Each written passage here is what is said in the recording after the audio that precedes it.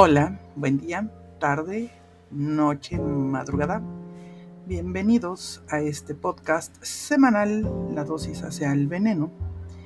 Y los invito a que me acompañen cada semana a explorar el genial mundo de los principios activos, moléculas diversas y sus efectos sobre el cuerpo humano y animal.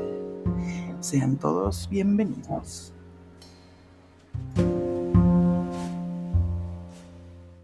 Estamos aquí de regreso, como cada semana. Yo soy la doctora Romero.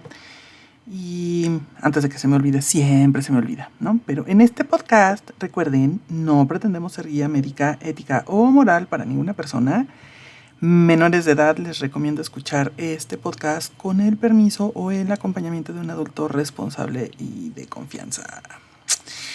Diviértanse, ojalá, ¿no? Y realmente sí lo tomen así, como un espacio, pues sí, con información, pero también lúdico, ¿no? Esa es la idea. Y bueno, el día de hoy vamos a hablar sobre un tema que sí, me han pedido un montón. Creo que fue de los primeros, de las primeras propuestas que me hicieron, ¿no? Así de, por favor, habla sobre esto. Y yo dije, chin, es que, o sea, sí, va, sale, pero es que es bastante complejo, ¿no? Entonces, bueno, pues he estado trabajando más bien en cómo organizar la información para hacerlo lo más entendible, como siempre. Esa es la idea, ¿no? Disculpen ustedes si en algún momento no salió de esa manera, pero bueno, no importa, o sea, ese es el pretexto para que lo escuchen los episodios una y otra vez, ¿no? Y bueno, de lo que vamos a hablar del día de hoy es de la marihuana. La marihuana tiene un montón de nombres, ahorita vamos a ver. Y sí es un tema bastante larguito, entonces voy a intentar irme lo más en orden que pueda y trataré de no brincarme datos importantes. Disculparán ustedes si por ahí dejo de fuera algunas cuestiones, sobre todo de números, ¿no? Porque es que es muchísima información. Y eso que no se ha estudiado esto como mucho últimamente, ¿no? De hecho, tiene ya varios años que pues no se hace como más, ¿no? Y eso me llama muchísimo la atención. Ahí hay gato encerrado. Pero bueno, no nos vamos a meter ahorita en esos asuntos, ¿no? Y bueno, yo sí escucho el de los tamales. Ya me habían dicho, no digas nada, no pasa nada, no oímos nada. Yo sí lo oigo. Y bueno, no importa, bendito es el señor tamalero. Ok, entonces,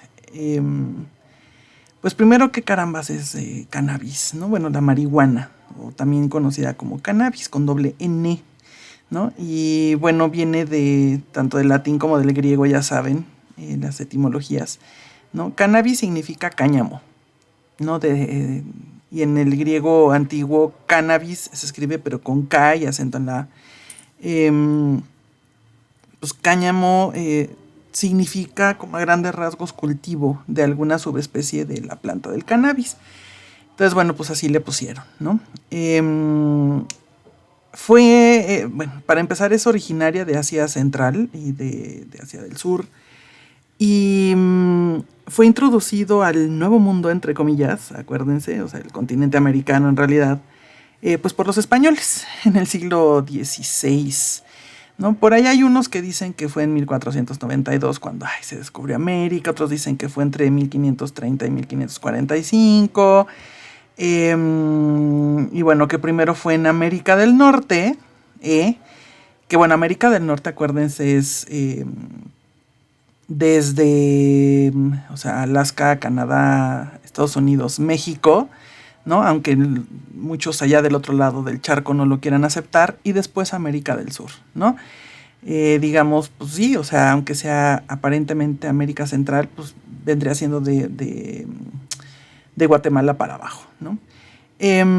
A mitad por ahí del siglo XX, ¿no? El uso, posesión y venta tanto de la planta como de derivados empezaron a considerarse ilegales. Antes no, ¿no? Antes pues se utilizaba tanto recreacionalmente como medicinalmente, ¿no?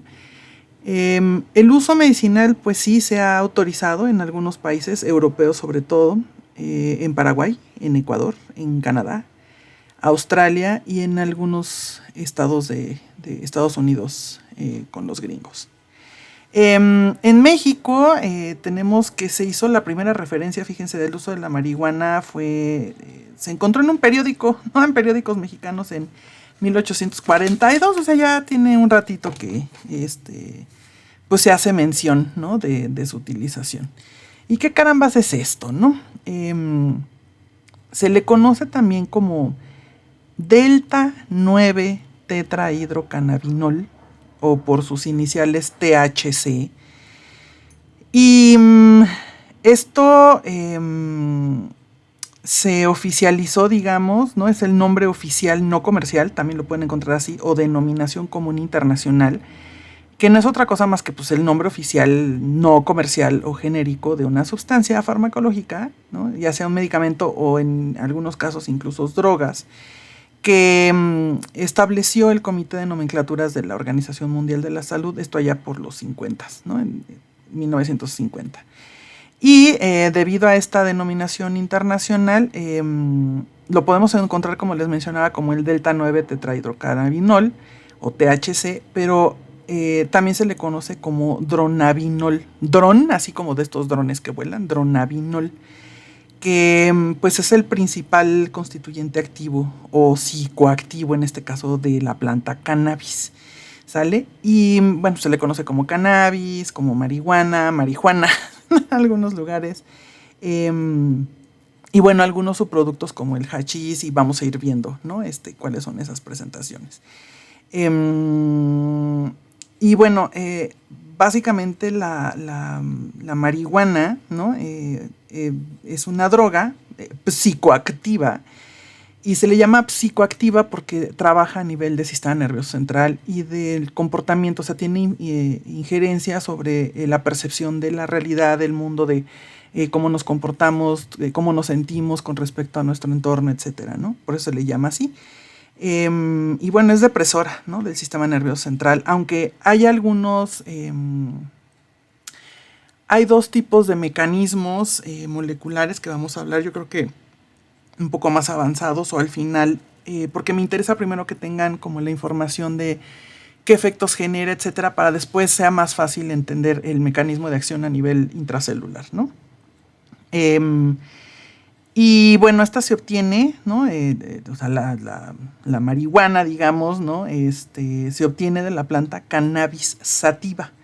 Y tiene, fíjense, o sea, yo no tenía idea de este dato, ¿no? Pero tiene más de 2.500 variedades o cepas, como le quieran llamar, ¿no? Y surgen, ¿no? Del cruce de subespecies. ¿Cuáles?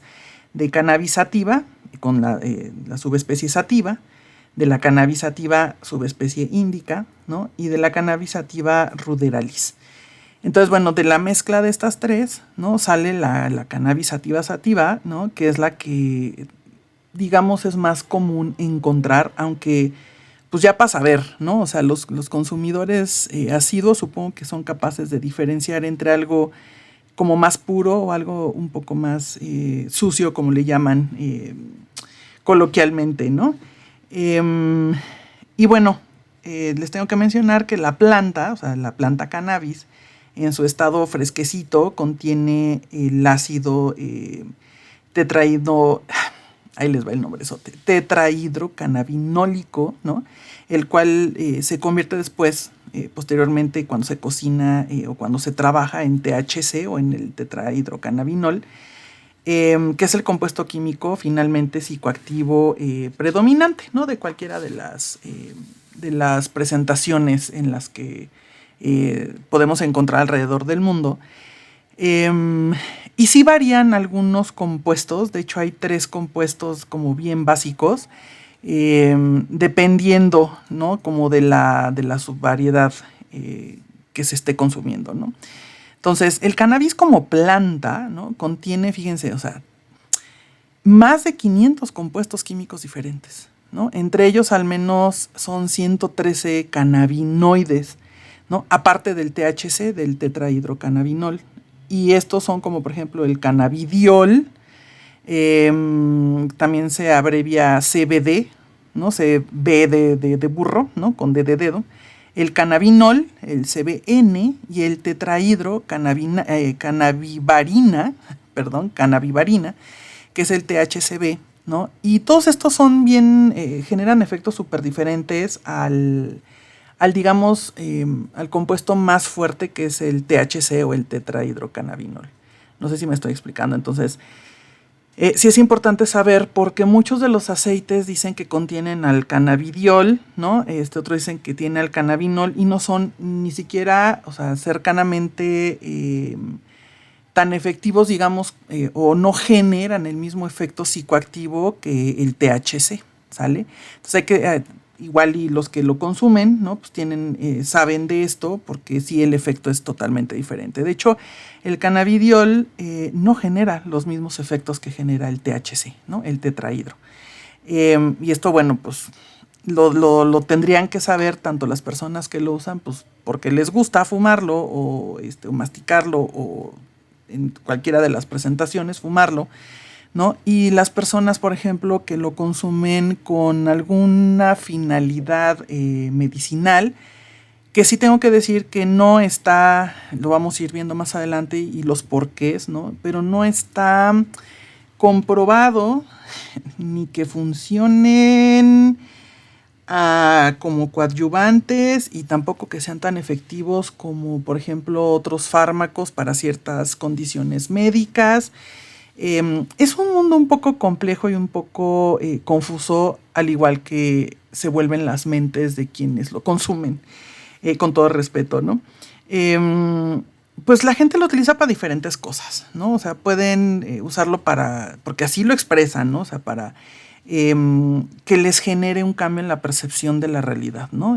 Hay gente que quiere sentir euforia, hay gente que dice que yo me concentro más si fumo un poquito, hay gente que dice pues lo utilizo para tener un mejor estado de ánimo, para relajarme, ¿no? Hay personas a las que les da mucha hambre y no sé, por ejemplo, están con algún problema de algún trastorno alimenticio, entonces utilizan esto, ¿no? Incluso para inducir el hambre y que el paciente pueda ingerir algún alimento. También puede ser para, pues simplemente, ¿no? O sea, sentirme, como dicen por ahí, volando, ¿no? Me quiero sentir volado o trabado, depende, ¿no? O colocado también por ahí se utiliza como ese lenguaje a nivel popular, ¿no? Los efectos son diversos, ¿no? Tenemos efectos como súper inmediatos, tenemos efectos secundarios inmediatos y tenemos efectos a largo plazo, ¿no? Los efectos, digamos, como secundarios, voy a empezar con los secundarios inmediatos, incluyen desde alteración del sentido del espacio y del tiempo. No saben ni dónde están, ni cuánto tiempo está pasando, no, de verdad el cerebro como que bloquea esta capacidad que tenemos de sabernos en un espacio, a qué hora estamos haciendo X cosa, estar como al pendiente de la cantidad de luz, por ejemplo, que nos indica si es de mañana, de tarde, de noche. Claro, también esto depende de las condiciones climáticas, ¿no? Porque, pues bueno, si estamos pasando por alguna etapa de huracanes o demás, pues bueno, el clima evidentemente va a cambiar, pero aún así, ¿no? Tenemos como esta noción de, pues más o menos es mediodía, más o menos es, no sé, entre 3 y 5 de la tarde probablemente, o sea, tienes una idea de dónde estás, qué hora es, ¿no? Bueno, esto se pierde, se altera, ¿no? Hay pérdida de memoria a corto plazo y esto es bien importante porque en el proceso de la consolidación de la memoria a largo plazo se tiene que trabajar primero la memoria a corto plazo, después se le llama memoria de trabajo, ¿no? Y después se consolida, o sea, después se queda grabada como para toda la vida, ¿no? Y entonces podemos evocar ese recuerdo en algún momento. O hay algunos eventos o algunos estímulos que permiten que uno recuerde, ¿no? Ese evento o esa información que sí se pudo almacenar y que sí quedó, digamos, como tatuada en alguna zona, ¿no? hay pérdida de esto, ¿no? O sea, hay conflictos, no se acuerdan de qué hicieron una vez que fumaron, una vez que masticaron, una vez que consumieron, ¿no? Y esto a la larga, ¿no? Sí tiene ciertas consecuencias. Hay alteración de la capacidad para concentrarse y para razonar, ¿no? Ahora, acuérdense que todo esto que les estoy mencionando, ¿no? Es como el común denominador. No estoy diciendo que al 100% de los individuos consumidores les pasa lo mismo, ¿no? Si ustedes preguntan, o ustedes mismos incluso pueden platicarnos si es que lo han consumido, ¿no? ¿Cuáles han sido sus experiencias? Pues es que va a haber experiencias tan diferentes como individuos, ¿no? Que lo han consumido. Entonces, de lo que estoy hablando básicamente es como el común denominador, como lo que cae dentro de la campana de la normalidad, que bueno, de normal no tiene nada, pero bueno, sí me explico, ¿no? Y es como el promedio, ¿sale? Para que luego no digan, no, no es cierto, a mí no me pasó eso. Bueno, ok, no, a ti no, ¿no? Pero en general es lo que la mayoría de los consumidores alrededor del mundo se mencionan. Y también, vamos, ellos lo mencionan, pero también pues se ha visto en estudios, se ha visto en encuestas, etcétera, ¿no? Y pues esto está grave, ¿no? O sea, la capacidad de concentrarte y de razonar, pues bueno, a menos de que no tengas nada pendiente que hacer, o de que no vayas a manejar algún equipo peligroso, o de que tengas una chamba o una misión en ese momento como muy delicada, como digo, ya, o sea, operar un cerebro, pues bueno, ¿no? Pues no hay manera, ¿no? Porque imagínense nada más el relajo que generarían, ¿no? Digo, a menos de que realmente no estemos haciendo nada, no estemos a cargo de nadie, pues no habría problema, ¿no? Pero si van a manejar, por ejemplo, van a conducir, no sé, maquinaria pesada, van a hacer algo que requiera precisión, concentración y que sepan qué está haciendo, pues obviamente no es como recomendable, digamos, que utilicen ninguno de estos productos o subproductos en ese momento, ¿no? Y bueno, cositas como que se les seca la boca, ¿no? Se les ponen los ojos rojos. Igual no a todo el mundo, ¿no? Conozco personas a las que pareciera que no les sucede absolutamente nada. A otros les da como sueñito, ¿no? El problema viene cuando pues empieza a haber, por ejemplo, reducción de esta capacidad de movernos, ¿no? De la motricidad. Eso estaría ligado con lo que mencionaba hace rato, ¿no? O sea, si tienen que manejar, si tienen que... O sea, imagínense, se les deja venir un camión encima y ustedes no son capaces de reaccionar a tiempo, ¿no? De hecho, tengo que darles el dato de que creo que hasta la fecha, no estoy muy segura, pero por todo lo que leí, actualizaciones, etcétera, no se ha reportado una sola muerte directamente relacionada con el consumo de cannabis. No así, o sea, esto no quiere decir que no mate gente, ¿sale? Pero lo mata, digamos, secundario a... Se suben a un carro, manejan, no son nada hábiles, pierden esta capacidad, como les digo, de reaccionar, de movimiento, etcétera, y atropellan a alguien, dejan ir el carro, o sea, hacen tonterías, ¿no? O puede ser que alguien sea alérgico a la sustancia y entonces le dé un choque anafiláctico, no logre llegar como al tratamiento hospitalario, nadie se dé cuenta y pues se asfixian y se mueren, ¿no? Pero no es precisamente por el consumo directo, o sea, porque haga un efecto a nivel del sistema nervioso central que ponga en riesgo la vida, pero sí es como indirectamente genera muchos problemas, ¿no? Y como vamos a ver un poco más adelante, ¿no? Hay contraindicaciones como todo, siempre lo platicamos, y bueno, si hay algunas condiciones preexistentes de salud, ¿no? Enfermedades, etcétera, pues sí, puede llegar a matar personas y de hecho lo hace, ¿no? Pero así nomás porque, digamos, alguien saludable que no es alérgico, etcétera, pues no. A menos de que hagan esta clase de tonterías, ¿no? Y bueno, llega a dar también paranoia y ansiedad. Y conozco algunos casos, ¿no? de individuos que les ha detonado la ansiedad generalizada, el trastorno, que es horroroso, por haber consumido marihuana, por ejemplo, un cigarro de marihuana, y entonces detonó estados de paranoia, ¿no? Estados de psicosis, y después instaló de alguna manera el trastorno de ansiedad generalizada. Entonces, pues pasa a ver, ¿no? O sea, como hay personas a las que pues, pasó sin pena ni gloria, otros solo vomitaron, otros se durmieron y otros les dio como de lo peor, ¿no? Entonces, esos digamos que son como los efectos secundarios casi inmediatos, ¿no? Inmediatos, ahorita vamos a ver como estos tiempos de vida y estos tiempos en los que se presentan los efectos, porque no en todos es igual, ¿no? Y luego tenemos, bueno, los efectos a largo plazo, que aquí hay como toda una discusión porque dicen que uno de esos efectos es precisamente la adicción, ¿no?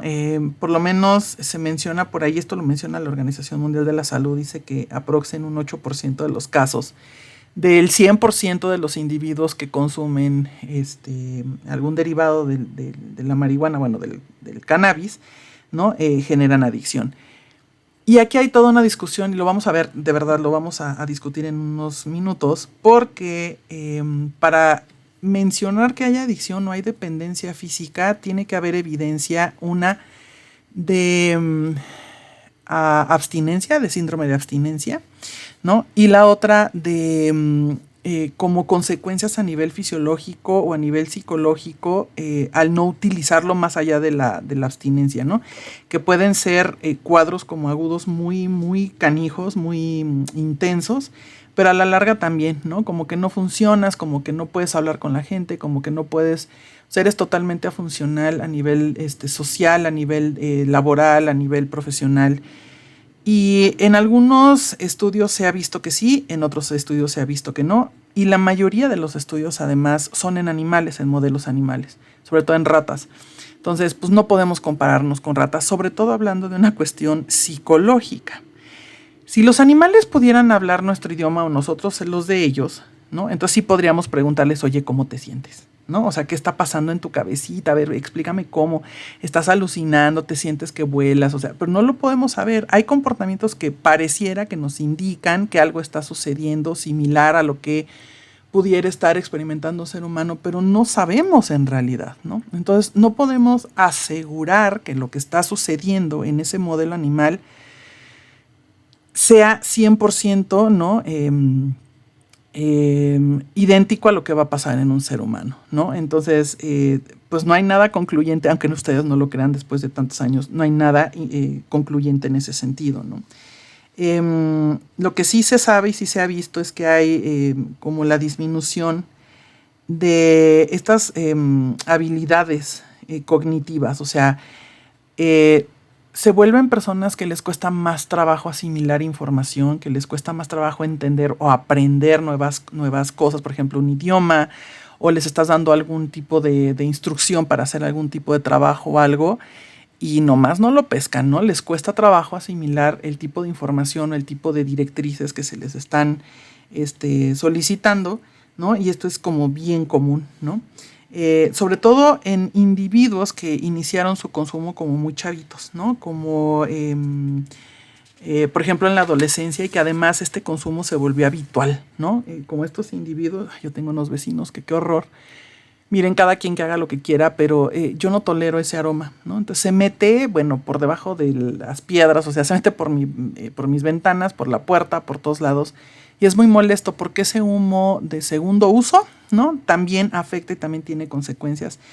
Independientemente de que pudiera tener algún efecto y demás a nivel de la psique, o sea, a nivel del sistema nervioso, es que simplemente el aroma, para mí por lo menos, ¿no? Es realmente nauseabundo. Entonces es bastante molesto. Y esto lo menciono porque, o sea, estas personas es que son las 5 de la mañana y ya huele. Y luego dan las 7 y otra vez. Y luego, o sea, yo digo, es que, wow, o sea, ¿cuántas veces fuman al día esta cosa? O sea, no me he puesto a contar, no he sido tan, o tan obsesivo, tan curiosa, ¿no? De averiguar cuántas veces al día fuman. Pero es que todo el día está oliendo, ¿no? Y toda la familia consume. Entonces es una barbaridad. Hay niños, ¿no? Desgraciadamente hay niños que, bueno, no estoy yo para juzgar ni mucho menos, pero es como más probable pues que lo vean normal y que pues, una vez que tengan ciertas edades o que la hormona los ataque, pues consuman de la misma manera, ¿no? E independientemente de los efectos a nivel de salud, pues es un gasto, ¿no? O sea, es un gasto. Hay como situaciones donde sí es como legal utilizarla, mientras sea como en tu casa y en algunas áreas, Pero bueno, igual puedes denunciar a esas personas porque a ti te está molestando, ¿no? Y cuando ya se involucran menores de edad, pues ya es como más complicado, ¿no? Pero bueno, lejos de una cuestión ética, moral o lo que sea, por lo menos a mí me molesta muchísimo el aroma, ¿no? Yo fumé cigarro, o sea, tabaco, muchísimos años. Y cuando por fin lo dejé, ¿no? Me volví como de estas gentes súper asquerosas que dicen, huele a cigarro, qué asco, ¿no? Y les juro que ya no se me antoja. Tal vez lo único que extraño es como la asociación con el tipo de actividades que yo desarrollaba cuando fumaba, ¿no? Cuando fumaba tabaco. También tengo que mencionar, y no es virtuosismo, es simplemente que yo soy muy sacona para esas cosas. Y la neta es que tampoco lo necesito, ¿no? Pero yo no he probado ninguna droga, ¿no? No sé qué se siente, porque además sé, ¿no? Soy muy sacona, les digo, ¿no? Me da miedo como experimentar un mal viaje o náuseas o vómito o estas cosas, o sea, como para qué, ¿no? Si ya de por sí la vida está medio canija, pues como para qué meterme yo en más berenjenales, ¿no? Pero pues sí, no he tenido la necesidad, ¿no? Em, pero bueno, de verdad, a ese tipo de individuos me refiero con que a la larga, ¿no? Cuando ya son más grandes, ya son adultos, ahí comienza a verse estos déficits cognitivos mucho más marcados, ¿no? Y también se vuelven como personas que no les interesa mucho su cuidado personal, ¿no? Personas que pues, les vale gorro si se bañan o no, si se peinan o no, son personas como muy, muy, pero muy descuidadas, ¿no? El clásico que trae las uñas largas y sucias, no lavan la ropa, huelen a hongo, o sea, digo, cada quien, pero sí se nota, ¿no? Y hay muchas de estas personas que empezaron desde muy jovencitos a consumirlo así, como muchas veces al día, ¿no? Ya todos los días, que se les llega a ver ya de adultos como con esta clase de comportamientos, ¿no? En algún momento vimos una persona que sabemos que consume todos los días y seguramente empezó muy joven, ¿no? O sea, saca al perro a pasear y el perro le orina los pantalones, los tenis y no se da cuenta, o sea, y es una persona como muy lenta, como muy, o sea, como que anda en la babia, ¿no? Y toda la vida huele a eso, ¿no? Entonces digo, madre mía, qué bueno que no trabaja, qué bueno que no hace otras cosas, pero sí son personas como que viven en su mundo, ¿me explico? O sea, como se vuelven muy lentos, se vuelven, eh, pues sí, o sea, personas muy descuidadas, ¿no?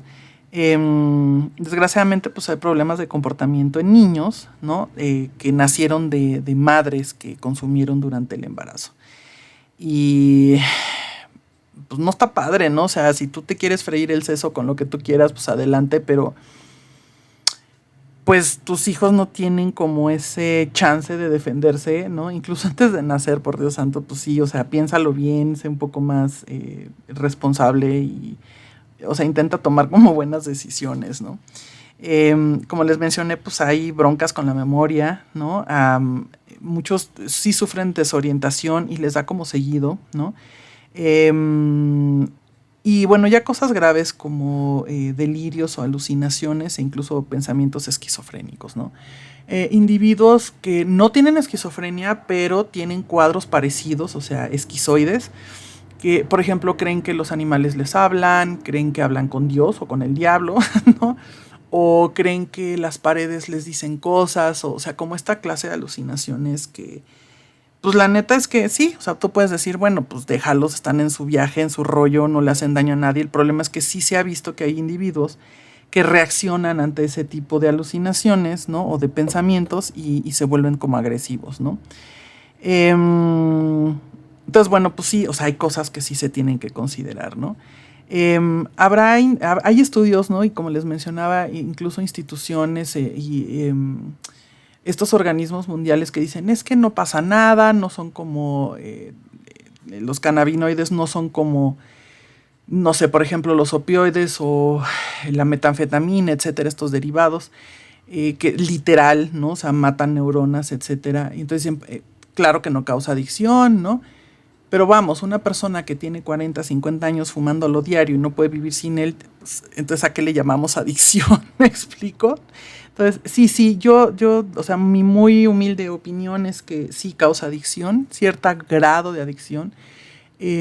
sí hay dependencia física, porque sí hay un cierto grado de síndrome de abstinencia, pero sobre todo esta abstinencia como relacional, ¿no? O sea, cuando hablábamos del café, por ejemplo, que decíamos, es que si tengo que dejar de tomar café, ¿qué hago yo en las tardes, ¿no? De lluvia, o qué hago yo después de comer, o sea, como que hay un vacío emocional que dices, es que yo solía hacer esto, ¿no? Cuando llovía, ¿no? Por ejemplo, yo que fumaba, ¿no? Tabaco, pues era así de una buena charla, pues el cigarro, al principio sí se siente esa ausencia, ¿no? Entonces, en este caso, pues pasa lo mismo. Entonces, bueno, pues habría que ver, ¿no? Habría que redefinir y habría que volver a reunirse muchos especialistas a nivel mundial y discutir a qué le llamamos adicción, ¿no? O dependencia. Entonces, bueno, pues ahí se los dejo, ustedes razónenle por ahí, si alguno quiere escribir su opinión, me encantaría leerlos. Y bueno, después tenemos estos efectos que duran más o menos entre 2 y 6 horas, ¿no? Comienzan, hagan de cuenta, o sea, fuman o consumen lo que sea, pues derivados. Empieza el efecto como a los 2 minutos, ¿no? Y dura entre 2 y 6 horas. Esto normalmente cuando se fuma, ¿no? Por ejemplo, cuando se cocina, como, no sé, hacer brownies, por ejemplo. No les estoy dando ideas, pero así se hace, así se utiliza, ¿no? Y después te comes ese brownie, ¿no? Los efectos tardan ¿no? Un promedio de 30 minutos en hacerte, ¿no? O sea, tardan un poquitito menos. Y luego duran como entre media hora y una hora en que sientas el efecto, ¿no? Y esto te puede durar, fíjense, o sea, es rarísimo porque esto dura hasta 8 horas. O sea, unas 2 horas más que si lo fumaras. Entonces, sí, los que consumen chocolatitos o en gomitas o en brownies, ¿no? Van a tener un efecto más prolongado, ¿no? Y también van a tener un efecto más potenciado, aunque no lo crean. Y esto se debe a la influencia, por ejemplo, del calor o del prensado o de algunos, bueno, en algunos casos de solventes que se utilizan para extraer, ¿no? Precisamente el tetrahidrocannabinol, que en algún momento se convierte, no recuerdo ahorita el nombre de la otra molécula, ¿no? Que es como 5 veces más potente. Por aquí debo de tener el dato, ¿no? Ahorita me acuerdo. Sí tienen un efecto como mayor, ¿no? La ONU, por ejemplo, estimó, ¿no? Porque este fue un estudio que se hizo en el 2014, que cerca del 3% de la población mundial adulta, ¿no? La consume. Yo digo que es más, ¿no? Hay otros estudios que dicen, pues más o menos entre 127 y 233 millones de personas pudieran estarla consumiendo en este momento, ¿no? Y otros, pues son como aproximaciones, o sea, son estimaciones en realidad, porque hay muchas personas que mienten cuando se les cuestiona. Y digo yo, a mí no me preguntaron, ¿no? Entonces, más o menos hacen estimaciones, ¿no? Y dicen que, bueno, puede haber una media de 182 millones de adultos consumiéndolo, ¿no? No están metiendo aquí a jovencitos, adolescentes, a niños, que desgraciadamente lo consumen desde muy chiquitos. Y bueno, estamos hablando de adultos, se les consideran de los 18 o 21 años en adelante. Pues ya, o sea, sí, son bastantes, ¿no? Y yo creo que cuando se empezó a despenalizar en algunos países, pues estos datos seguramente subieron, ¿no? Y además, bueno, estos del 2014 no han hecho como una actualización. Entonces yo sí supongo que se ha tal vez duplicado, ¿no? Estas cantidades. Y bueno, como les mencioné hace ratito, lo pueden encontrar diferentes preparaciones o diferentes presentaciones, digamos, ¿no? Puede ser que, o sea, hay personas, lo más clásico, ¿no? Que sean las flores y las hojas enteras que se ponen a secar, ¿no? Y algunos utilizan también los tallos, ¿no?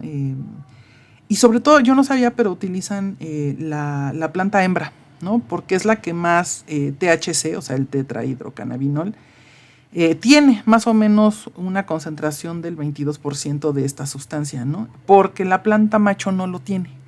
Entonces es mucho más popular la utilización de la planta hembra, ¿no? El macho tiene muy poquito, pero muy poquito concentración del tetrahidro, entonces pues no es como tan popular, ¿no? Habrá gente que dice, pues me sale más barata, es lo único que hay, es lo único que puedo pagar, pues viene, ¿no? Y bueno, también se utiliza en forma de, yo creo que todo el mundo ya lo ha escuchado, el hashish o hachís, ¿no? Que no es otra cosa más que la resina de la planta, ¿no? Y esta resina se produce cuando se obtiene, vamos, de la planta o de la florecita, ¿no? Pues la resina, hagan de cuenta cuando cortan un árbol, ¿no? Que secreta esta salvia, esta resinita, pues es lo mismo, ¿no? Y esta, bueno, se compacta, se hacen como ladrillitos, ¿no? Y esta contiene más o menos, o sea, depende también de qué planta, si es hembra o nada más, o mezclan la hembra y el macho, ¿no? Tiene entre 40 y 90% de los 3 cannabinoides, ¿no? Pero es mucho más concentrado todo, ¿no? Y la mayoría de estas plantas, pues sí tienen THC, entonces, pues el hashish, además es como más fácil transportarlo, ¿no? Para todas estas personas que trafican, ¿no? Que no me voy a meter en ese asunto, pero es como más cómodo traer un pedacito así como de chicle o una tabletita, ¿no? Que traer la hierba y en una bolsa, etcétera, ¿no? También se consume líquida, ¿no? O el famoso aceite de hashish, ¿no? Que se obtiene, ese sí, para que vean, ¿no? O sea, se obtiene la resina de la plantita, ¿no? Y se utilizan disolventes. Aquí el problema es que esos disolventes pueden ser desde etanol, metanol, ¿no? Acetona, ¿no? Y algunos otros que se utilizan, por ejemplo, alquitrán, ¿no? No, más bien el resultado es alquitrán. No, hay otro, acetona se utiliza. Y todo esto con la finalidad, pues, de extraer, ¿no? El principio activo principal, que es el THC, ¿no? El problema es que quedan con estos compuestos, aunque pasan por un proceso de evaporación, ¿no? Y también en el proceso de destilación, digamos, ¿no? De obtención del principio activo como más concentrado, tienen que sí o sí cerciorarse de que el compuesto final, ¿no? Pierda todo el dióxido de carbono que pudiera contener, porque este es muy tóxico, ¿no? Y bueno, a partir de ahí, ¿no? Extraen, hacen esta extracción del principio activo, lo agitan, ¿no? Hay varios como ciclos de agitación. El disolvente, bueno, lo ponen a evaporarse y entonces se consigue al final de cuentas un aceitito, ¿no? Más o menos es como de un cafecito oscuro, un verde oscuro, ¿no? Bastante espesito a veces, ¿no? De hecho, hay algunos que quedan como con una consistencia de una pasta de dientes, por ejemplo. Y bueno, eso también se consume, ¿no?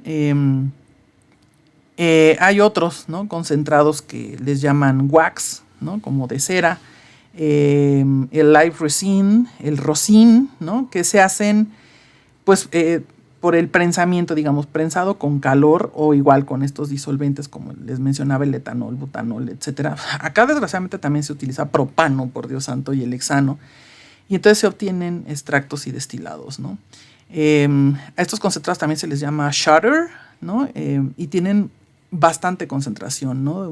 Aprox de un 74% del THC. Entonces, y bueno, estos concentrados son legales en Estados Unidos y se consumen, por ejemplo, en vaporizadores, estos para los que hacen vaping, en los joints, o sea, joint quiere decir porro en algunos países, o cigarrillos, o sea, estos que hacen sus cigarritos, o en el bong famoso, ¿no? Que es la pipa esta de agua, que se ven incluso en muchas películas, la utilización de estas cosas. Bueno, ahí se utilizan estos concentrados también, ¿no?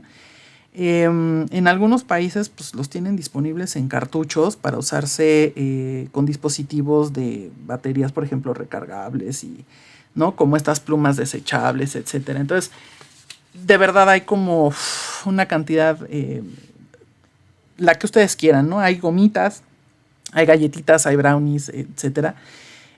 También se comercia el aceite, pues, esencial de cannabis, ¿no? Así le llaman, que, como les mencioné en un principio, pues, se obtiene por destilación al vapor, ¿no? Pero en este caso es de la planta recién cortada. Entonces, se sabe que antes de que se seque, ¿no? Y cuando están tiernitas las plantas, tienen una concentración bastante alta, ¿no?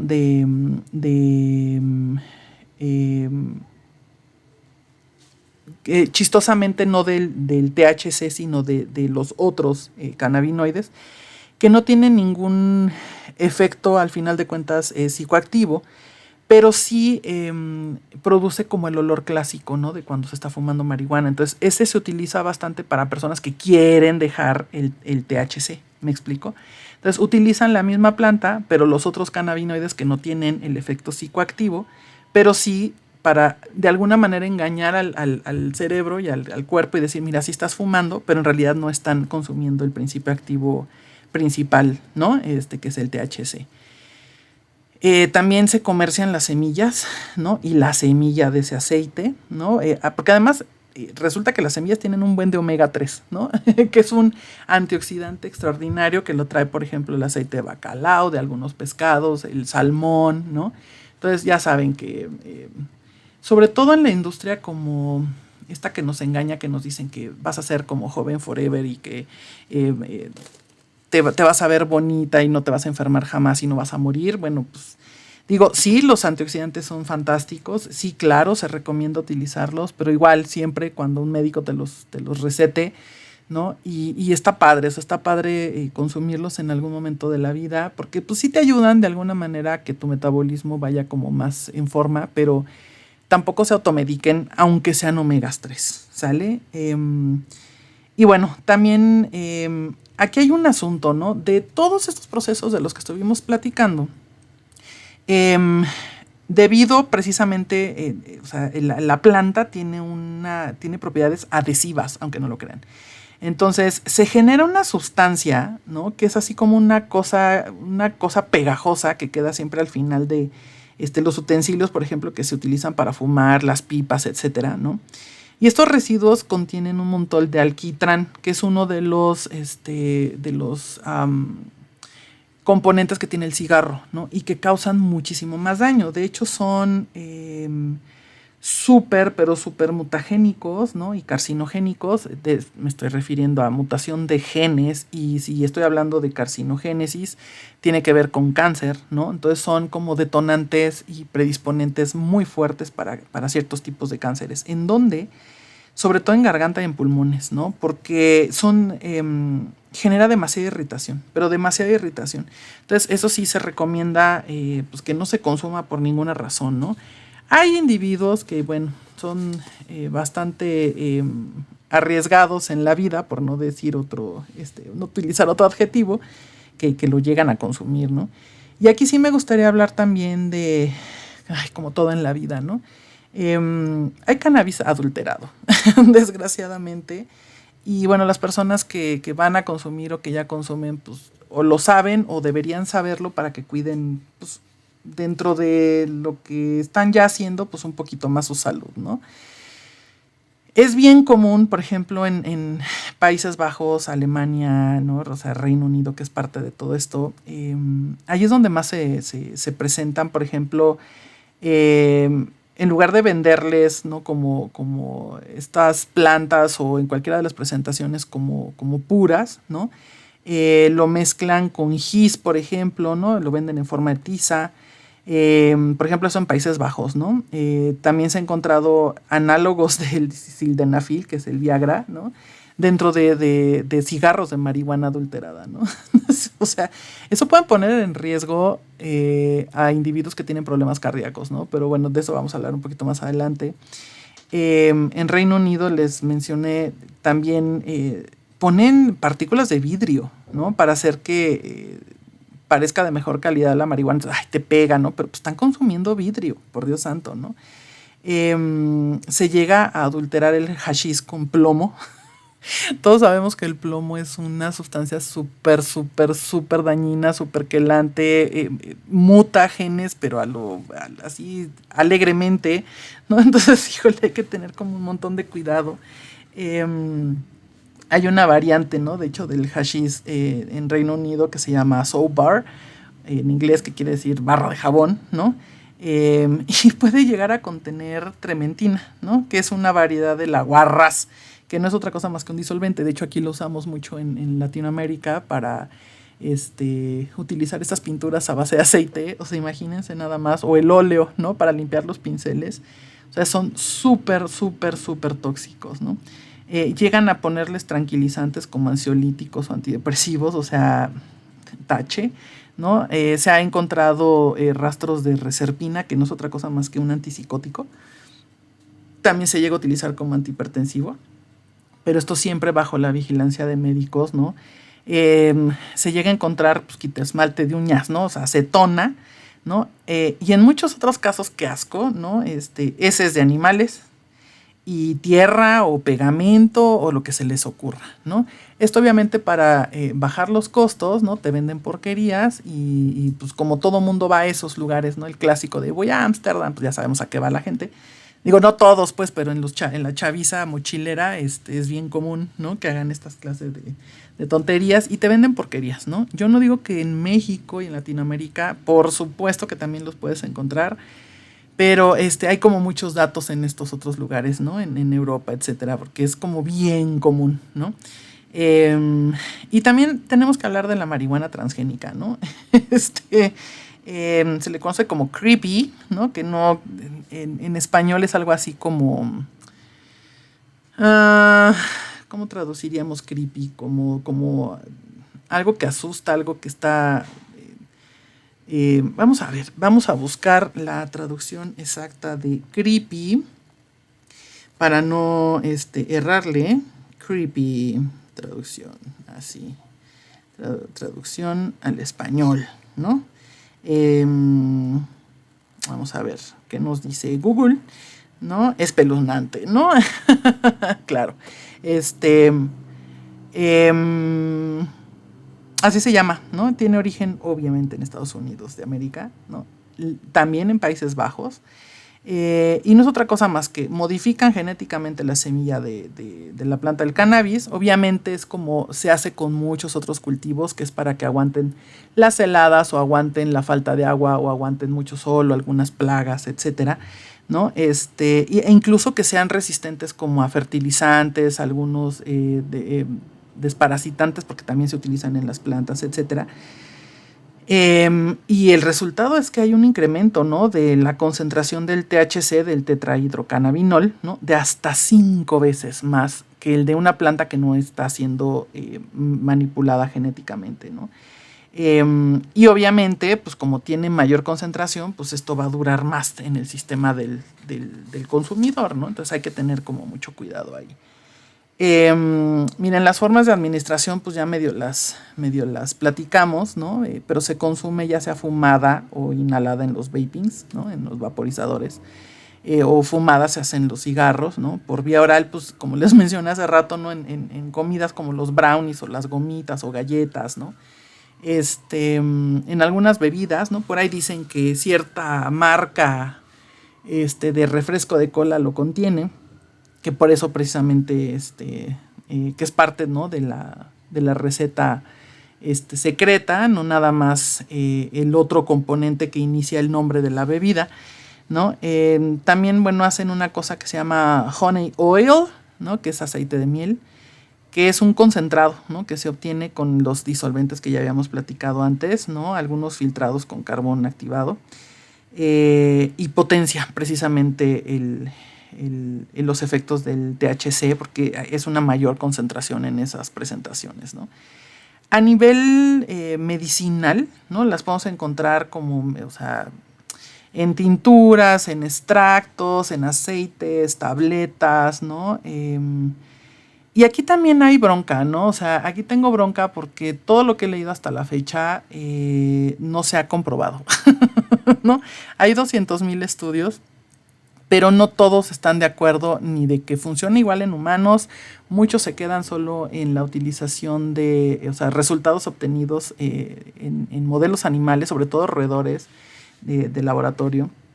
Y pues nada que ver, ¿no? O sea, cuando estamos hablando digo, sí es información valiosa, porque al final de cuentas, pues de eso a nada, pues sí nos da como un norte de qué carambas está haciendo la sustancia activa, pero pues no hay nada concluyente porque no han hecho más estudios y tampoco se ha comprobado, ¿no? en población abierta, porque obviamente esta cosa cambia, ¿no?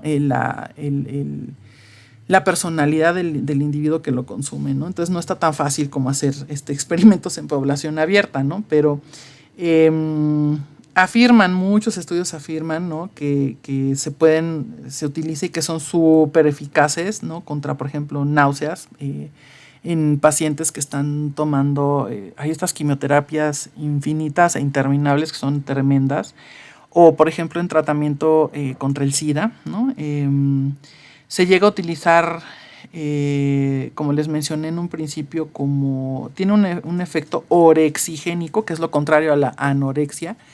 ¿Qué quiere decir esto? Que genera apetito, ¿no? Sobre todo en pacientes que tienen o trastornos alimenticios, o que, por ejemplo, han perdido mucho peso pues, por alguna enfermedad degenerativa o cáncer, etcétera. Entonces, por ahí se utiliza, pero como coadyuvante, ¿no?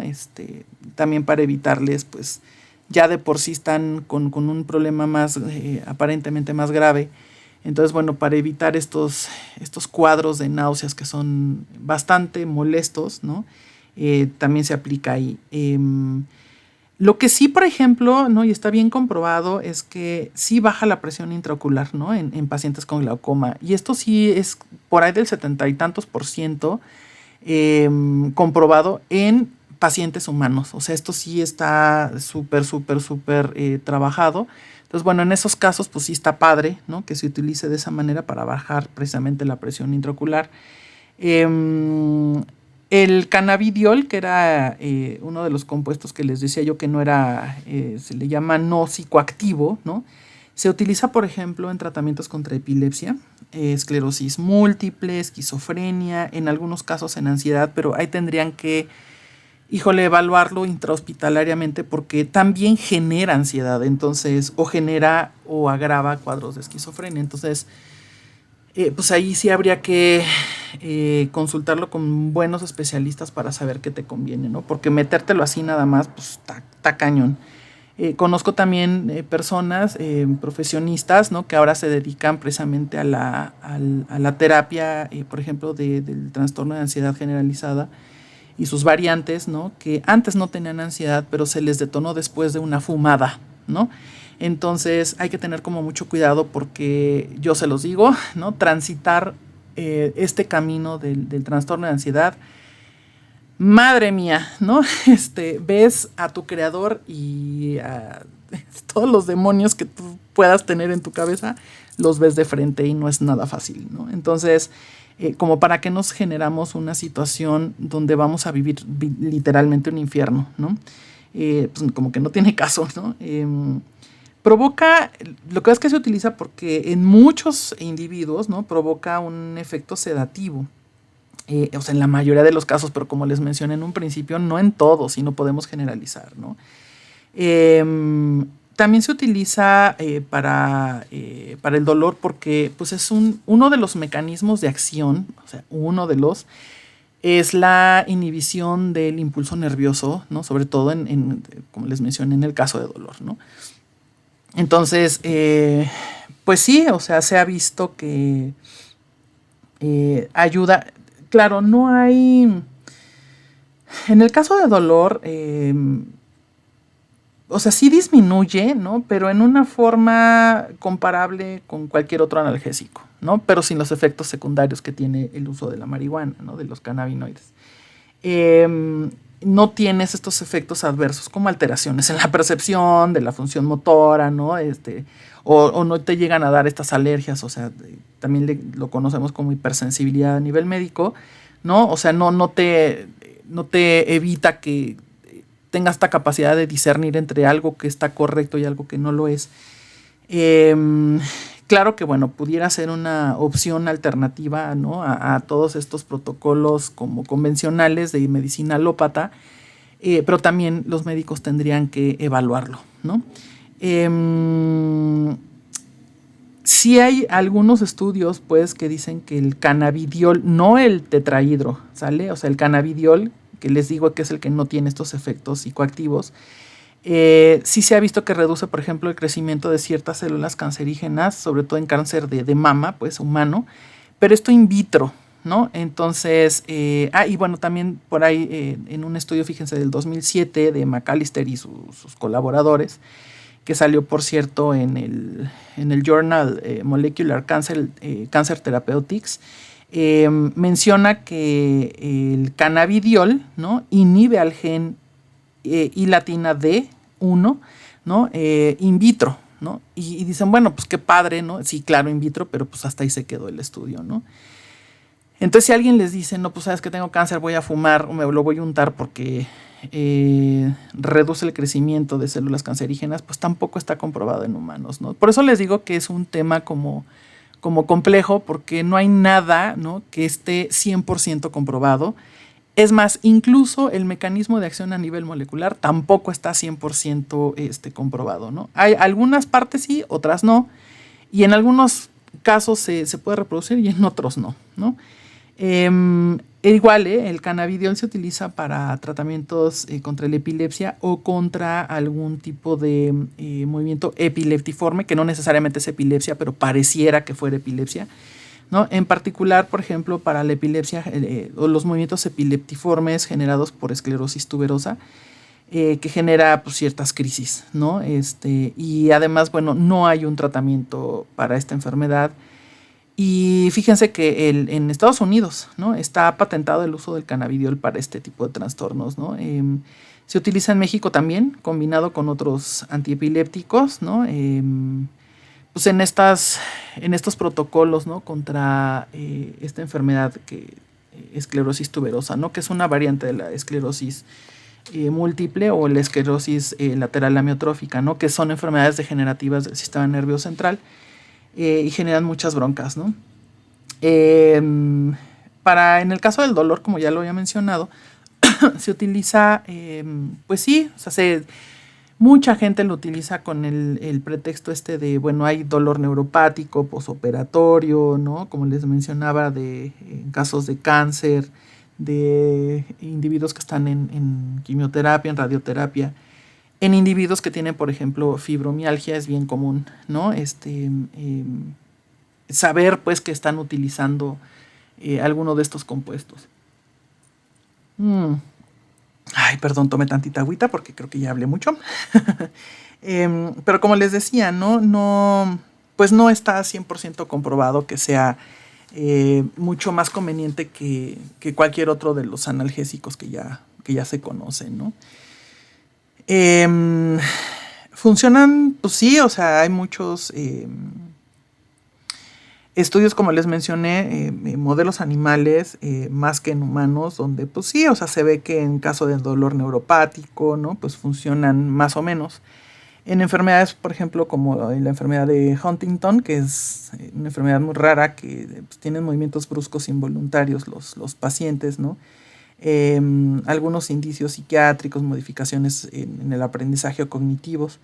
En el caso de Parkinson, de esclerosis lateral amiotrófica, como se los había mencionado. En el caso del síndrome de Tourette, que sí, a mucha gente le da risa el de Tourette, pero es una pesadilla vivir con esa cosa, ¿no? En dolor, les mencioné algunos tipos de dolor, pero esto es como coadyuvante, o sea, no crean que está... Habrá personas que te dicen, sí, la neta, a mí me controló súper bien el dolor de espalda, crónico, porque tuve una fractura, porque tengo fibromialgia, porque qué sé yo. Pues bueno, esas personas, pero no en todos los casos, ¿sale? En el caso de epilepsia, en el caso de glaucoma, como ya lo habíamos mencionado, funciona súper bien. En el caso de psoriasis hay una cosa interesante, porque tanto el tetrahidrocannabinol como el cannabidiol, ¿no?, ayudan a disminuir unas células, ¿no?, que sintetizan queratina y que forman unas placas escamosas que se inflaman, ¿no?, y generan mucha comezón en pacientes con psoriasis, ¿no? Entonces, estos principios activos se ha visto que ayudan a disminuir precisamente la proliferación de estas células. Entonces, pues digo, eso sí está padre, o sea, ojalá y sí le funcione a todo el mundo, ¿no? Habría que hacer... Hay un campo fantástico, o sea, como muy fértil para que se haga investigación sobre esto, Perdón, en el caso de esclerosis múltiple, ¿no?, se ha visto que en modelos animales nuevamente, que puede ralentizar, o sea, detener un poquito la muerte neuronal. En el caso de Alzheimer, disminuye la producción de betamiloide por la degeneración precisamente de las neuronas, pero esto nuevamente en modelos animales. Y aquí yo sí me preguntaría, ¿no? O sea, si tiene problemas o genera problemas de cognición y de atención a la larga en consumidores crónicos, ¿no? ¿Cómo es posible que haga lo contrario, ¿no? Con individuos de Alzheimer? ¿Sí me explico? Habría que estudiar mucho ahí, ¿no? Hay muchas lagunas, ¿no? Y me dejan bastante intrigada en este asunto. En el caso de esquizofrenia, que también se llega a utilizar, ¿no? El cannabidiol, ¿no? Parece que es igual o más efectivo que algunos antipsicóticos, pero en algunos pacientes, no en todos, ¿no? Hay pacientes refractarios a los tratamientos convencionales y ahí como que funciona mucho mejor, ¿no? El uso de este derivado. En el caso de ansiedad, como ya les había mencionado, aguas, ¿no? Porque, por ejemplo, el tetrahidro puede generar o inducir la ansiedad. Y el cannabidiol, ¿no? Pudiera tener el efecto totalmente contrario. Entonces, ahora, esto obviamente es estudiado solo en modelos animales, entonces habría que hacer realmente más estudios en ese caso, ¿no? Y creo que ya llegó el momento en el que tenemos que hablar de los mecanismos de acción. A ver si me puede explicar, porque como les mencioné en un principio, ¿no? Se les considera depresores del sistema nervioso, pero dependiendo en qué sistema, ¿no? De segundos mensajeros esté actuando o en qué tipo de receptor. Entonces, puede ser excitador o puede ser inhibidor, ¿no? Entonces, voy a hablar primero de la parte de la inhibición, ¿no? Y hay como, digamos, 3 vías, que es, o se le menciona también como el primer mecanismo de acción inhibidor que se conoce y que está comprobado, pero se puede dar cualquiera de estas 3 vías, ¿no? Acuérdense que las neuronas, como todas las células, tienen estas puertitas de las que hablamos al principio, que no son otra cosa más que proteínas en forma de receptores, ¿no? Que reciben un ligando, ¿no? Y ese ligando puede ser tanto algo que produce el organismo endógenamente, o sea, dentro, naturalmente, ¿no? Como alguna sustancia que sea molecularmente hablando o estructuralmente hablando casi idéntica a la que produce nuestro cuerpo naturalmente y que hace el mismo efecto, ¿no? O sea, mimetiza el mismo efecto que el ligando endógeno, para irnos entendiendo con esos términos, ¿no? Entonces, bueno, uno de los mecanismos propuestos, comprobado, es que lo que hace es que llega a un canal iónico, ¿no? Que también es un tipo de receptor, lo fosforila, lo abre, ¿no? Y entonces permite la entrada de potasio. El potasio, ¿no? Es un ion que hiperpolariza, o sea, duerme, ¿no? E inhibe el potencial de acción o que la neurona dispare o que tenga algún tipo de acción. Cuando ustedes vean en los textos, ¿no? Una G grandota antes del guión, por ejemplo, aparece una G grande y luego, no sé, calcio, o una G grande y una K, ¿no? A eso se le llama conductancia. ¿Qué es la conductancia? Pues la capacidad que tiene, ¿no? Esa célula de aumentar la concentración de ese ion, ya sea, o sea, dentro de la célula, ¿no? Ya sea que la meta o que la saque, ¿no? Que saque ese ion. Entonces, el primer mecanismo es ese, ¿no? Permitir el aumento de conductancia de potasio. Hay más potasio dentro de la neurona y esto la hiperpolariza, ¿no? ¿Qué quiere decir hiperpolarización? Que la duerme, ¿no? Entonces, ahí hay un efecto inhibitorio de esa neurona.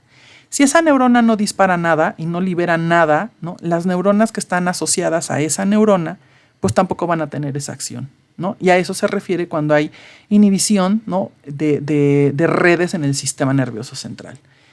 El otro mecanismo, ¿no? Es que llegan los cannabinoides, en este caso, obviamente después de mucha investigación, ¿no? Se logró averiguar que existen básicamente 2 receptores especiales para los cannabinoides, ¿no? Y que se les ha puesto el nombre de C de casa, B de burro 1 y el CB2, ¿no? Son los 2 receptores que existen específicos para los cannabinoides, sobre todo para el THC y para el cannabidiol. Y aquí sí el efecto depende de la dosis, ¿no? Del cannabinoide y de la sensibilidad del usuario, o sea, de cuánta afinidad tienen estos receptores a ese ligando, ¿no? En este caso, exógeno. Ahorita vamos a hablar de, bueno, de una vez se los explico. Todo lo que se ha generado artificialmente, ¿no? Que va a mimetizar un efecto de algo interno, copia la acción de eso interno, ¿no? Que se produce normalmente o endógenamente, ¿sale? En nuestro organismo. Entonces, el cannabinoide, y lo digo entre comillas, endógeno, porque no es un cannabinoide, ¿no? El endógeno se llama anandamida, ¿sale? Ese es el que, o sea, el cuerpo animal y humano no produce cannabinoides, ¿sale? Produce una cosa que se llama anandamida y otra molécula, que ahorita les digo el nombre, se llama, que por cierto es un derivado del ácido araquidónico que se llama 2-AG o araquidonilglicerol, me parece. Que bueno, son como estos, entre comillas, nuevamente, cannabinoides endógenos, ¿no? Entonces, la marihuana y todo esto, ¿no? Tienen esos cannabinoides que funcionan exactamente igual que la anandamida. Y entonces llegan a los mismos receptores, ¿no? En muchos casos, las moléculas que se generan sintéticamente, digamos artificialmente, está tan avanzada la industria esta que llegan a ser incluso más efectivos que los endógenos, ¿no? Mucho más potentes. Pero pues la mayoría de las ocasiones todas las sustancias que se producen naturalmente dentro de un organismo pues tienen mucho más potencia, mucho más especificidad y mucho más afinidad por los receptores porque pues ahí mismo se dieron, es una cosa natural, ¿no? Entonces, bueno, los cannabinoides exógenos, o sea, los que se producen, los que produce la planta, en este caso son fitocannabinoides, ¿sale? Pues igual, o sea, se fuman, se consumen, se comen, lo que sea, llegan a los receptores, en este caso vamos a hablar del receptor CB1, y este receptor está asociado a una proteína G, ¿no? Así se les llama, proteínas G, ¿no? Inhibitoria. Entonces, lo que hace es que inhibe otro segundo mensajero, que es la adenilato ciclasa. Esta hace que disminuya la producción de AMP cíclico, que disminuya la acción de la fosfolipasa A, ¿no? Creo que sí era la PKA, ¿no? Disminuye también la fosforilación de factores de transcripción, sobre todo del factor de transcripción CREB, y entonces no hay síntesis de proteínas, ¿no? No hay nada que migre hacia el núcleo de esa neurona y que le avise, oye, sabes que tienes que sintetizar una proteína. No hay nada de eso, ¿no? A eso también se le llama inhibición, ¿no? Entonces, el receptor CB1 está asociado a una proteína G inhibitoria. Por lo tanto, hay inhibición de esa neurona, o sea, no hay síntesis proteica, ¿no? Y por otro lado, tampoco libera nada, ¿no? Entonces ya llevamos dos inhibiciones, ¿no? Dos mecanismos de inhibición debido a estos cannabinoides. Y el último, a nivel inhibitorio, ¿no? Tiene que ver con que cierra canales iónicos, que son pues, como hoyitos, puertitas, ¿no? Diferentes a los receptores al ligando. Estos son más bien como... bueno, hay receptores iónicos que responden a voltios, ¿no? A voltaje, y hay otros que responden a ligandos. En este caso, el cannabinoide consumido cierra, ¿no? No permite que se abra esta puertita que permite la entrada de calcio a la neurona. El calcio, como lo habíamos mencionado en otros episodios, ¿no? Les dije, es el ajonjolí de todos los moles, ¿no? El calcio siempre activa cosas, ¿no? Entonces, cuando disminuyes la conductancia de calcio dentro de cualquier célula, normalmente el metabolismo o la acción o la chamba que esté haciendo esa célula va a disminuir. Entonces, en este caso, tratándose de una neurona, si hay disminución de la conductancia calcio, o sea, disminuye la concentración de calcio dentro de la neurona, se da el proceso de hiperpolarización. Entonces, tanto la hiperpolarización como la no síntesis de proteínas, estamos hablando de una inhibición. Entonces, dormimos a esas neuronas no tienen ninguna acción, por lo tanto, las que siguen no tienen acción tampoco, ¿no? Esto no nada más se da en neuronas, ¿no? Se da en muchas otras células que viven en el sistema nervioso central como astrocitos, oligodendrocitos, o sea, son células que tienen otras chambas, ¿no? De soporte, de limpieza, de inmunidad, de protección, etcétera, etcétera, ¿no? Que también algunas participan en la transducción de señales, en el soporte de estas neuronas, o sea, de verdad, no nada más en las neuronas, ¿no? Entonces, y además funcionan tienen el efecto mayor en áreas cerebrales que tienen que ver con el aprendizaje, con áreas muy específicas, por ejemplo, el giro dentado, ¿no? Que libera mucha dopamina, ¿no? Pues si inhibimos no hay liberación de dopamina en algunas zonas, aunque al final el cuerpo va a compensar, el cerebro va a empezar a liberar dopamina después de un rato porque le hizo falta, ¿no? Entonces, muchos individuos consumen, ¿no? Precisamente marihuana para obtener esa ganancia de dopamina pasado el efecto, ¿no? Entonces se sienten muy bien, porque acuérdense que la dopamina hablábamos que era uno de los neurotransmisores por excelencia junto con la serotonina, o también llamada 5-hidroxitriptamina, ¿no? Que contribuyen a este estado de tranquilidad o de felicidad y de todo. El mundo está ardiendo, pero yo estoy súper bien, ¿no? Entonces, pues bueno, es qué ganancia, ¿no? Y bueno, ese es como los primeros, o el primer mecanismo de acción inhibidor, ¿no? O de inhibición que se propone. El segundo mecanismo de acción tiene que ver sí con los receptores CB1, pero no en la neurona postsináptica, sino, a ver, a ver si me explico. Imagínense que ustedes se paran atrás, ¿no? de una persona, de su amigo, del novio, la novia, lo que quieran. ¿Se acuerdan que les platicaba, ¿no? En algún episodio que les decía yo, imagínate que le pones la mano en el hombro al de adelante. Entonces, esa es la señal para que él ponga la mano en el hombro de la persona que está delante de él, ¿no? Bueno, yo, neurona 1, ¿no? Soy la neurona presináptica. El espacio que hay entre mí y el de adelante es el espacio sináptico.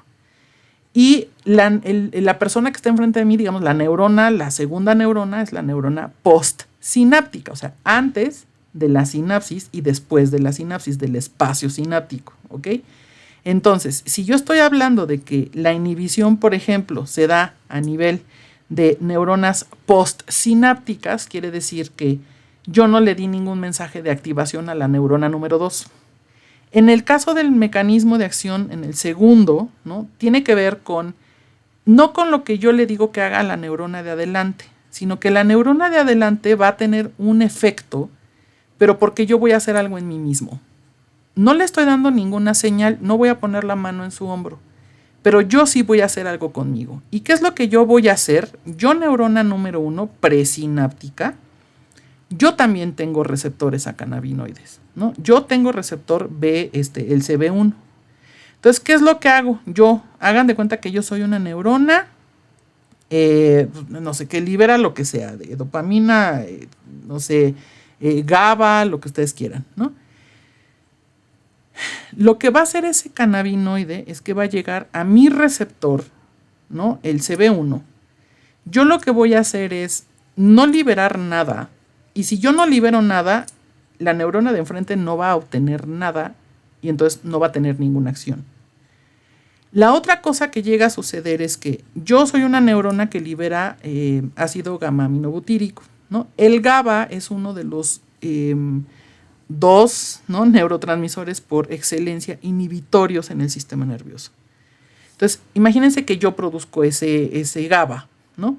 Entonces, el cannabinoide va a llegar a mi receptor CB1, yo voy a liberar GABA y ese GABA va a llegar a la neurona postsináptica, o sea, al de enfrente, ¿no? Y ese GABA lo que va a hacer es llegar al receptor GABA, sobre todo a los GABA A, porque hay varios tipos, y en esa neurona de enfrente, ¿no? Al activarse ese receptor GABA A, al fosforilarse, va a permitir que entre demasiado cloro a la neurona número 2. ¿Sale? Va a aumentar la conductancia a cloro. Y el cloro tiene carga negativa, por lo tanto va a hiperpolarizar la neurona. Entonces, aunque yo, neurona número 1, me vi activada por el cannabinoide, yo liberé GABA. Y ese GABA va a inhibir a la neurona que está delante de mí, a la postsináptica. ¿Sale? Ese cloro va a hiperpolarizar.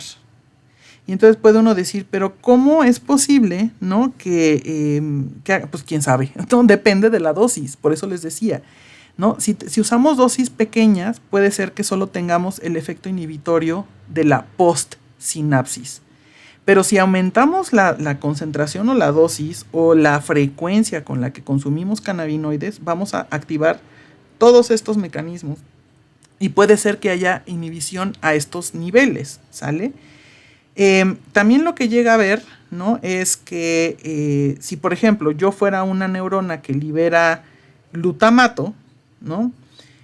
El glutamato es un neurotransmisor excitatorio. Entonces, lo que hace el cannabinoide es que llega a una neurona glutamatérgica, hace que libere el glutamato, ¿no? Y ese glutamato va a llegar a un receptor en la segunda neurona. Ese receptor se les llama NMDAs, ¿no? Son otros tipos de receptores.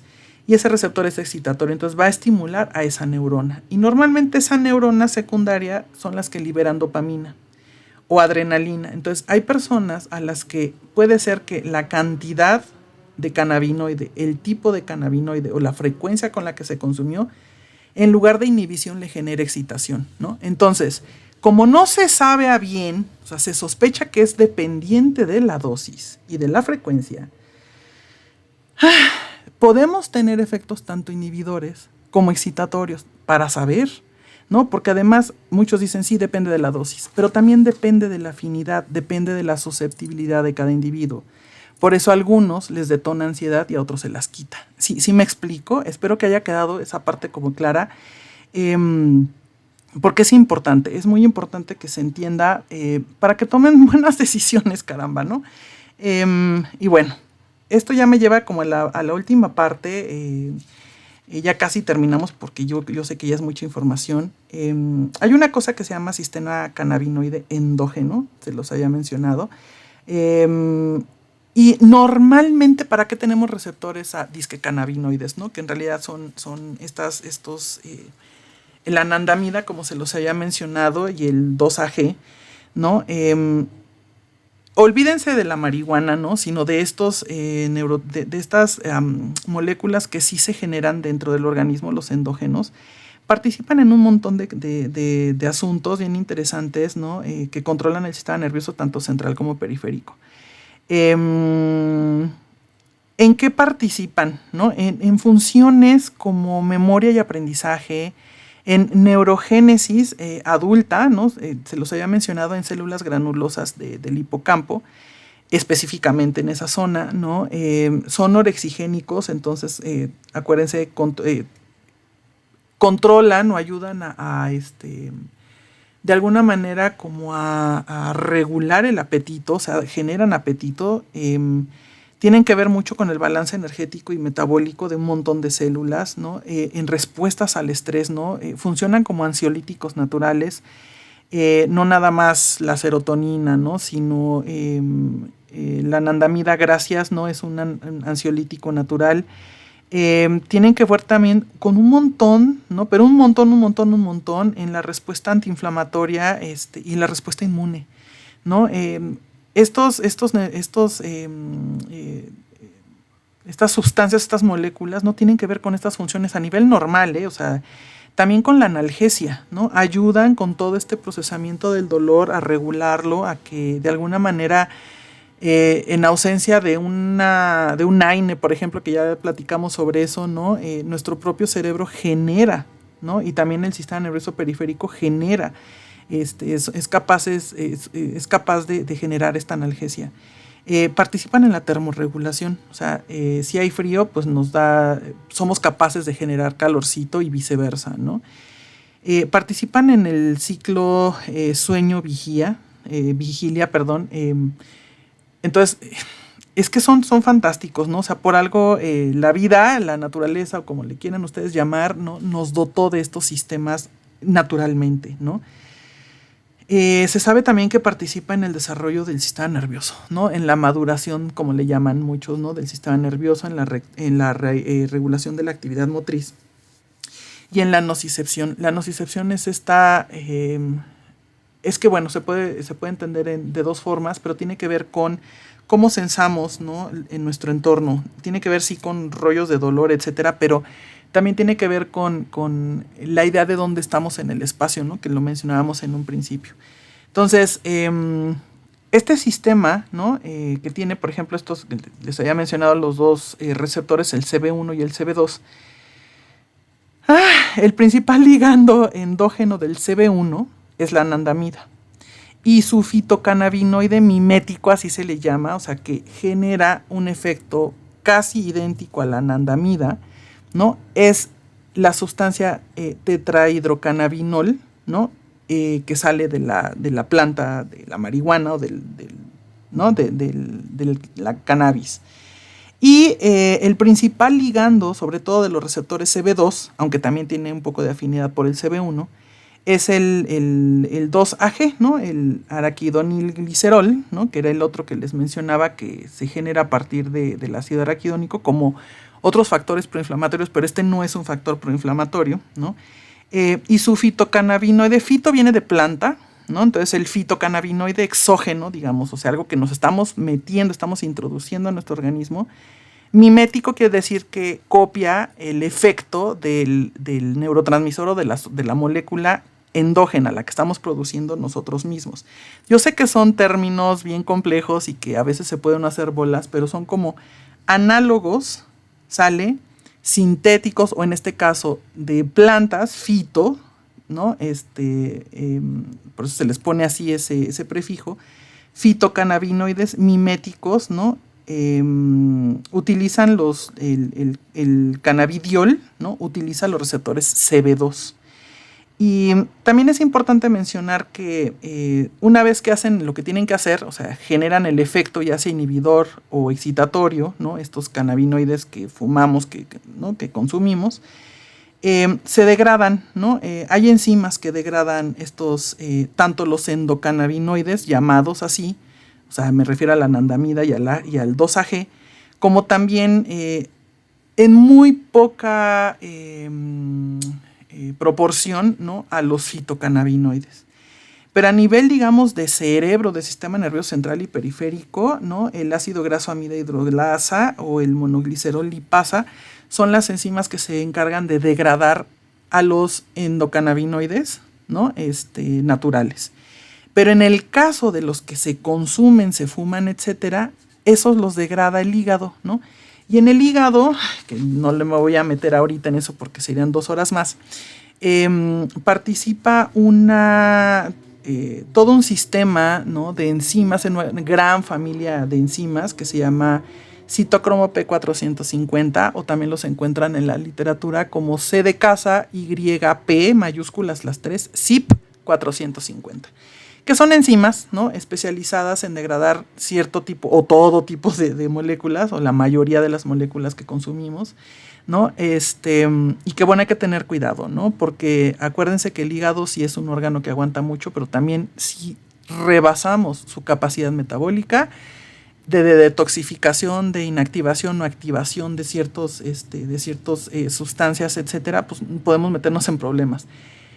Acuérdense, individuos que tienen broncas hepáticas, ¿no? Mejor no consumir absolutamente nada de esto porque estamos forzando lo que queda, ¿no? De la buena función del órgano, y eso predispone a intoxicaciones a problemas mucho más graves, ¿no? Entonces, ahora, rápidamente, ¿no? Les menciono que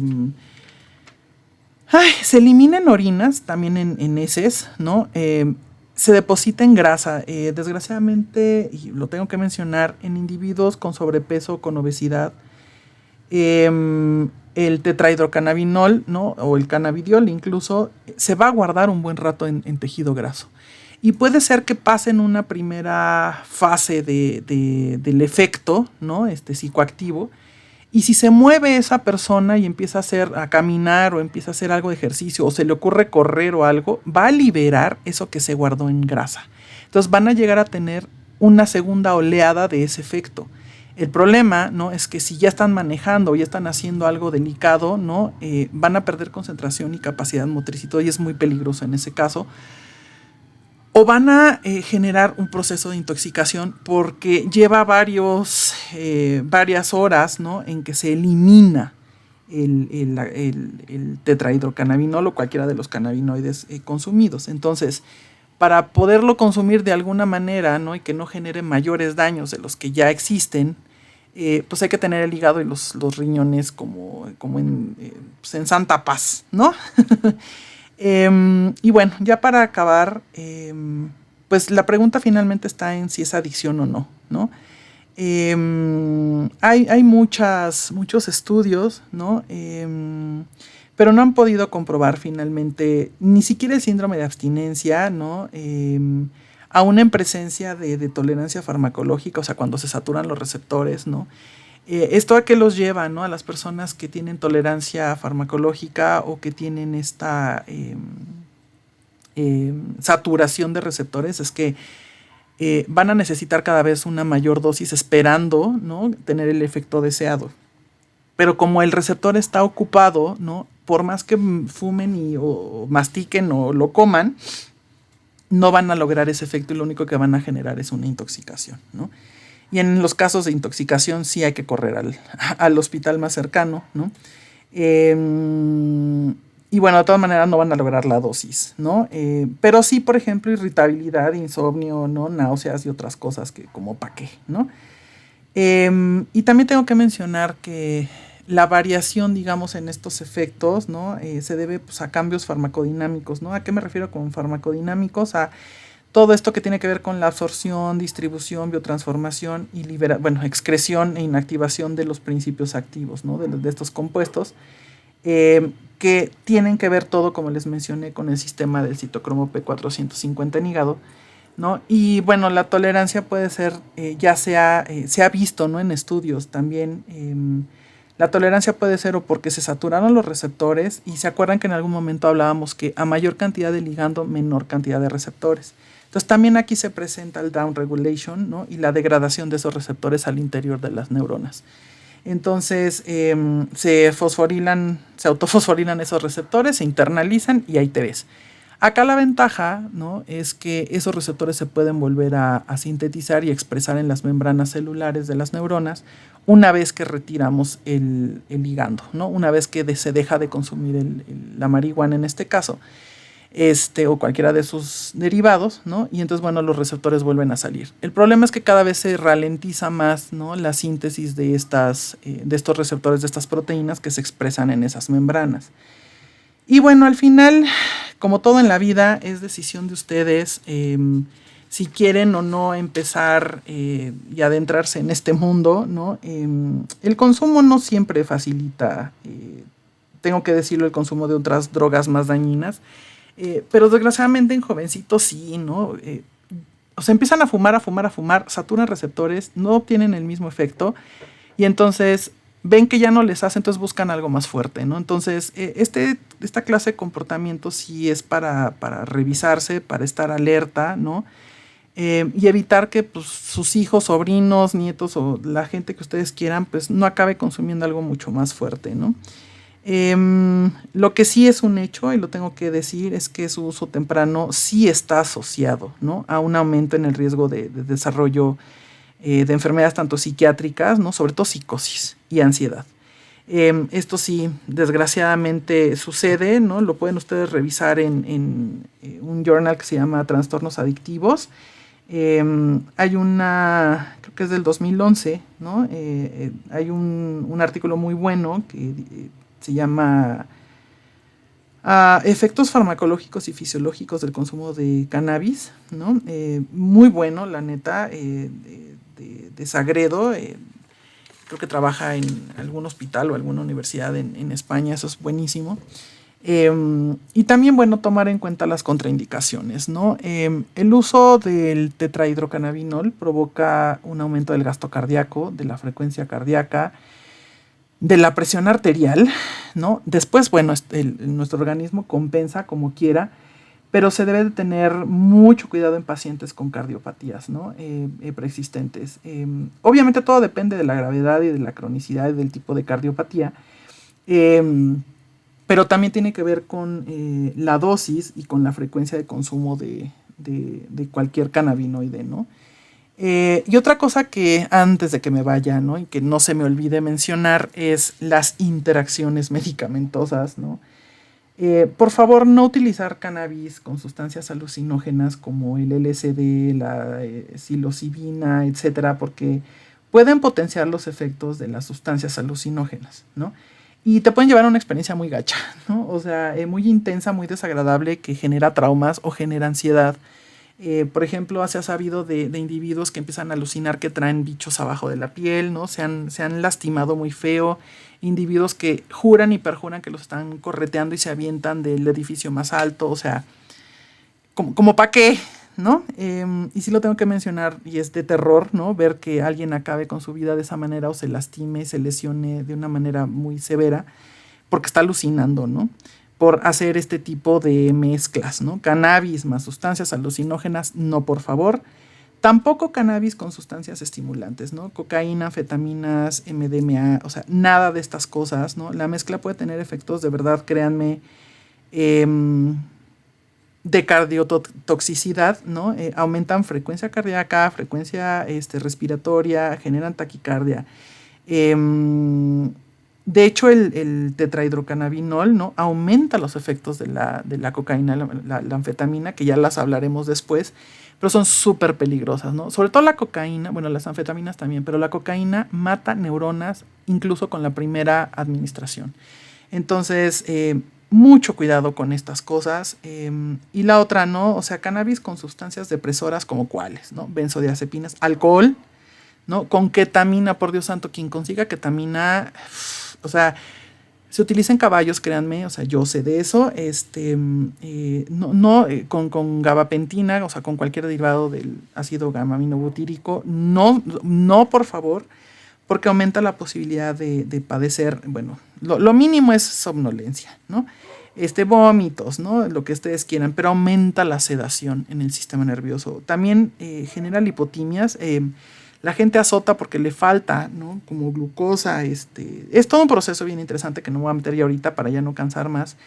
Pero además, bueno, hay un aumento de efectos subjetivos, ¿no? Como esto que les menciono, o sea, quién sabe qué vayas a ver, quién sabe qué vayas a experimentar, ¿no? Y también los efectos cardiovasculares, ¿no? Y hay una disminución casi a cero de los efectos, del control psicomotriz, ¿no? Entonces, aguas con eso. Recuerden que la intoxicación aguda lleva a crisis de ansiedad, ¿no? A hipotensión en muchos de los casos, mareos, vómitos, todas estas cosas, ¿no? Y bueno, ya nada más para acabar, hay muchas otras cosas que no es para asustarlos, sino para informarlos. Y bueno, sí hay mucho que investigar todavía, es un área súper fértil que podríamos hacer mucha investigación, muchas cosas. Yo no sé por qué no se sigue investigando más, está muy extraño el asunto. Eh, y lo único que sí les puedo decir, ¿no? Es que todo depende finalmente de la tolerancia del usuario, ¿no? De la afinidad de los receptores, de la frecuencia, de un montón de factores, ¿no? Y yo creo que por eso precisamente se sabe, sí se sabe mucho, pero se sabe poco en realidad en comparación con otras sustancias, ¿no? Y nada más dejarles como esto para que lo piensen. Procuren no usar, o sea, cero a los policonsumos de fármacos, ¿sale? Em, Ponen más en riesgo. Si de por sí la sustancia solita genera ya algunas broncas, ahora imagínense mezclarlo con otras cosas, ¿no?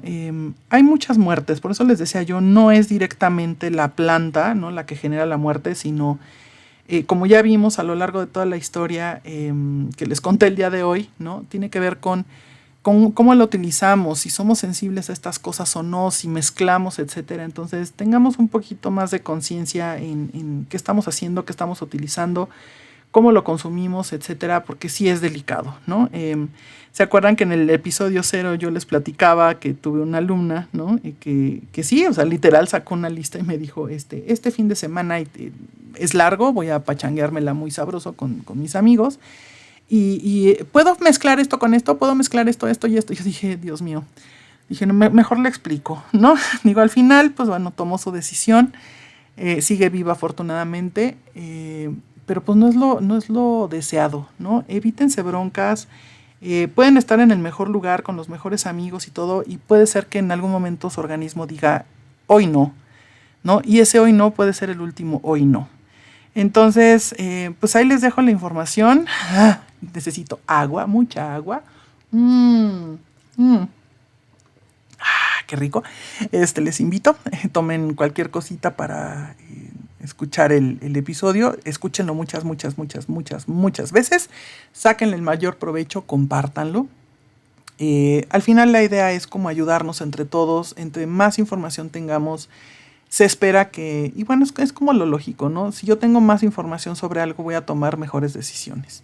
Ahora, si tomo la decisión de aún así experimentar, bueno, ya sabemos por lo menos a qué le tiramos, ya no vamos a ciegas y bueno, es parte de la experiencia al final de vida, ¿no? Y cada quien tiene el derecho de decidir. Cuídense mucho, por favor, disfruten del clima, disfrutemos de lo que tenemos. La vida es una y pasa muy rápido. Suena cliché y lo torturamos, pero no importa, ¿no? No está de más repetirlo y recordárnoslo todo el tiempo. Sean inteligentes. De verdad, siempre no me voy a cansar de decirlo. Sean inteligentes, demuestren ahí de qué están hechos. Y bueno, pues de eso se trata la vida, ¿sale? Les mando un gran abrazo, un gran beso y nos vemos en la próxima. Chao, chao.